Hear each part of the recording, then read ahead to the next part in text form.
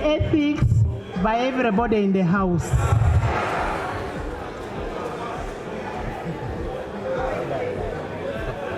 Ugandan lawmakers approve anti-gay laws, making some crimes punishable by death and imposing up to 20 years in prison for people identifying as LGBTQ+. The new legislation cracks down on LGBTQ+ people in a country where same-sex relations were already illegal and punishable by life imprisonment. It targets an array of activities, including a ban on promoting and abetting homosexuality, as well as conspiracy to engage in homosexuality. The decision shook the world as the UN's High Commissioner for Human Rights asked the Ugandan president not to sign the bill. The UN called the Anti-Homosexuality Bill 2023 draconian, saying it would have negative repercussions on a society as a whole and violates the nation's constitution. U.S. Secretary of State Antony Blinken slammed the bill, which he says would undermine fundamental human rights of all Ugandans and could reverse gains in the fight against HIV/AIDS. He says, "We urge the Ugandan government to strongly reconsider the implementation of this legislation." We're certainly watching this real closely, and we would have to take a look at whether or not there might be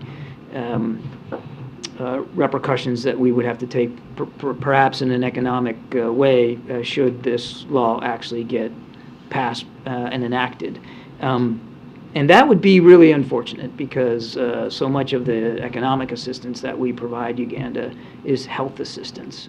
According to the bill, the death penalty can be invoked for cases involving aggravated homosexuality, a broad term used in the legislation to describe sex acts committed without consent against children, people with mental or physical disabilities, by a serial offender, or if it involves incest.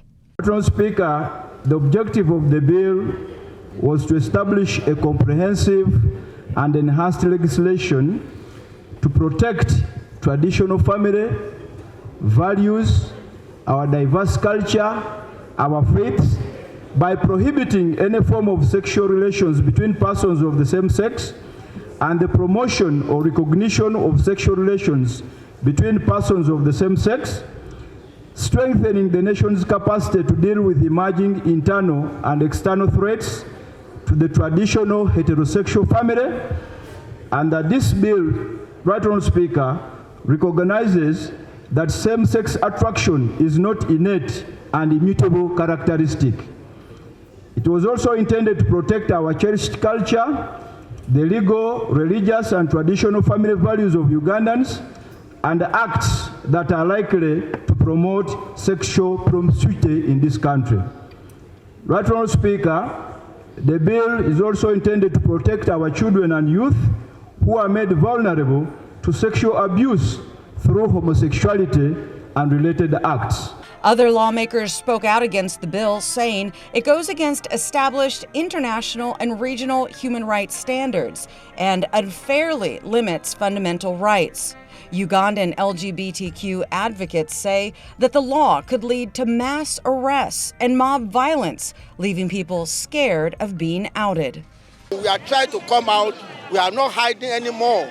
We are trying to speak out that what we are feeling, the way they treat us in our own country is not good. They hear us because they know what's going on now. Yeah, that's why we are gathered here. We need freedom. Because we are all the same. We are all the same. Love is love. We are all the same. And if it goes as a law, it means we, all the gay or the LGBT community in Uganda, will be persecuted, will be imprisoned, will be justly unheard. So that's why we're here protesting against all this. Reporting for the SATLUJ Network, I'm Jeffries.